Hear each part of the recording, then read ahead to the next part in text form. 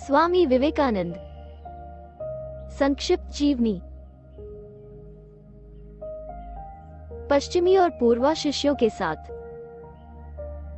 इस प्रकार अपना भाषण दौरा समाप्त कर स्वामी जी 1898 व मध्य में कलकत्ता लौटे। फरवरी में मठ को आलम बाजार से गंगा के पश्चिमी तट पर स्थित बेलूर ग्राम में नीलांबर मुखर्जा के उद्यान भवन में स्थानांतरित किया गया। कुछ समय तक स्वामी जी अपने कार्य के कतिपय महत्वपूर्ण पक्षों में जुटे रहे। उनमें प्रमुख था अपने पूर्वा और पश्चिमी शिष्यों को प्रशिक्षित करना, जिससे वे भारत माता के पुनर्जागरण संबंधी उनकी योजनाओं को साकार करने में सक्रिय सहयोग दे सकें। उनके पश्चिमी शिष्य उनकी पुकार पर भारत आए थे। कुमारी मार्गरेट नोबल, कुमारी हेनरीटा एफ मूल्य के साथ मिलकर भारतीय नारी की शिक्षा के लिए आदर्श संस्थाएं स्थापित करने हेतु जनवरी के अंत में भारत आई और उसी प्रकार श्रीमती ओली बुल एवं कुमारी जोसेफिन मैक्लाउड फरवरी में पहुंची। मार्च में मार्गरेट नोबल ने ब्रह्मचर्य का व्रत ग्रहण किया और निवेदिता नाम धारण किया। विवेकानंद ने कलकत्ता की जनता के समक्ष उनका प्रशंसात्मक परिचय देते हुए कहा कि ये भारत को इंग्लैंड की देन है। एक आध्यात्मिक उपदेशक के नाते स्वामी जी के लिए इन पश्चिमी शिष्यों को प्रशिक्षित करना सबसे महत्वपूर्ण कार्य था। पश्चिम के शिष्यों में से उन्होंने निवेदिता को अपने कार्य के लिए विशेष रूप से चुना, क्योंकि उनमें स्वामी जी की महती आशा और विश्वास केंद्रित था। इसी कारण स्वामी जी के ओजस्वी प्रवचन और संभाषण प्रमुख रूप से निवेदिता के लिए ही होते। स्वामी जी इस बात के लिए व्यग्र थे कि उनकी पश्चिमी शिष्या भारतीय समस्याओं का निरपेक्ष अध्ययन करें। वे केवल भारत की गरिमा को ही न देखें, बल्कि उसकी समस्याओं को भी विशेष रूप से एवं स्पष्ट समझ लें तथा उनका समाधान करने हेतु पश्चिम की वैज्ञानिक संस्कृति के तौर तरीकों एवं आदर्शों का प्रयोग करें। तत्पश्चात कुछ चुने हुए शिष्यों का दल लेकर स्वामी जी ऐतिहासिक भारत की यात्रा पर निकल पड़े। सेवियर दंपति तब अल्मोड़ा में निवास कर रहे थे। वहां कुछ दिन ठहरकर स्वामी जी ने अपने दल के साथ झेलम नदी के ऊपर श्रीनगर की घाटी में से होकर कश्मीर की यात्रा की।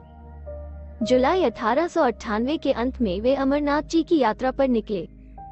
केवल भगिनी निवेदिता को ही उस पावन भूमि की यात्रा में साथ चलने की अनुमति मिली। 2 अगस्त को श्रावण पूर्णिमा के दिन वे उस पवित्र गुफा में आ पहुंचे, जहां प्रसिद्ध हिमलिंग विराजमान था। दूसरे यात्रियों के पीछे पीछे स्वामी जी भी भावावेश में कांपते हुए लगभग अर्धचेतन अवस्था में उस पवित्र गुफा में प्रविष्ट हुए। वहां उन्हें एक गंभीर आध्यात्मिक अनुभव प्राप्त हुआ। वे भगवान शिव की उपस्थिति से इतने अभिभूत हो गए कि बाद में भी बहुत दिनों तक उनके अधरों पर शिव को छोड़ और कोई शब्द न था। वो शिव जो शाश्वत है, परम योगेश्वर है और समस्त सांसारिकता के परे होकर सदैव ध्यान में निमग्न है। अमरनाथ जी की यात्रा के बाद से ही स्वामी जी के हृदय की भक्तिधारा जगन्माता को अपना केंद्र बनाने लगी और शीघ्र ही उन्हें मां काली का एक अद्भुत दर्शन प्राप्त हुआ। दर्शन से अभिभूत होने की अवस्था में ही उन्होंने काली माता, काली द मदर नामक एक कविता लिखी, जहां उनकी श्रेष्ठ सर्वतोमुखी प्रतिभा दिखाई देती है। इस अनुभूति के बाद 30 सितंबर को वे अचानक चुपचाप अकेले ही क्षीर भिवानी चले गए और वहां कठोर तपस्या में रत हो गए। जब कुछ दिनों के बाद वे अपने शिष्यों के पास लौटे, तब उन्होंने स्वामी जी को पूरी तरह से बदला हुआ पाया। स्वामी जी के मन से नेता, कार्यकर्ता या उपदेष्टा का सारा भाव गायब हो गया था।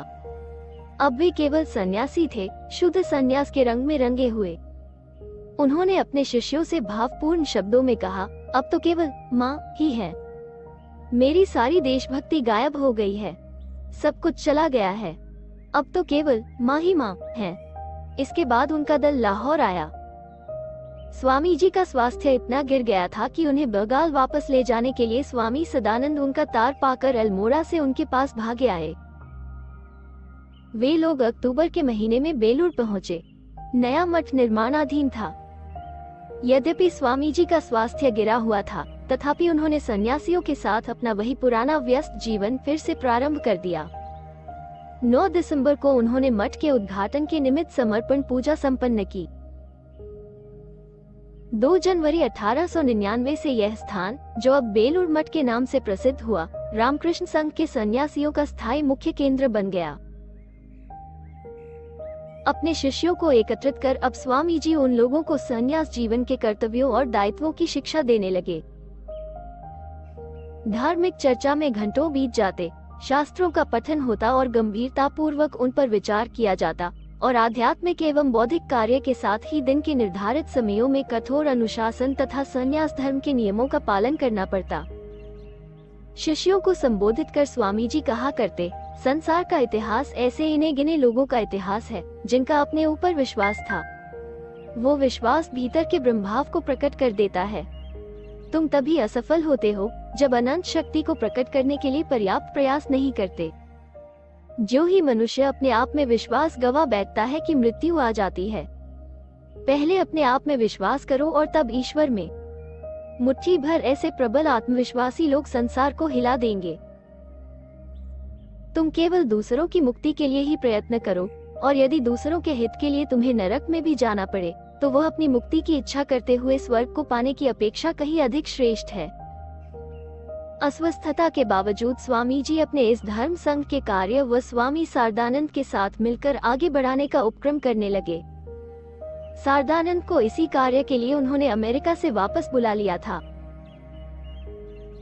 शीघ्र ही भारतीय जीवन के नवनिर्माण के लिए तथा सारे संसार भर में वेदांत के संदेश का प्रचार प्रसार करने हेतु उन्होंने धर्म सेना में सफरमैनाओं का एक शक्तिशाली दल खड़ा कर लिया। अपने पूर्वा और पश्चिमी शिष्यों को बराबरी के स्तर पर प्रेम और ऐक्य के सूत्र में बांधने के लिए तथा इसलिए भी कि वे परस्पर अपने उच्चतम आदर्शों का आदान प्रदान करते हुए अद्वैत दर्शन को जीवन में उतारने में समर्थ हो सके, स्वामी जी ने हिमालय के निर्जन एवं शीत प्रधान पार्वत्य प्रदेश में एक मठ स्थापित करने का जो सपना देखा था वो भी बहुत शीघ्र साकार हो गया। सेवियर दंपति ने स्वामी स्वरूपानंद की सहायता से तथा स्वामी विवेकानंद के मार्गदर्शन में हिमालय के भीतरी प्रदेश में मायावती नामक स्थान पर मार्च 1899 में इस अद्वैत आश्रम की स्थापना की। यहाँ से चिर हिमानी मंडित शिखरों का बड़ा भव्य और मनमोहक दृश्य दिखाई देता है।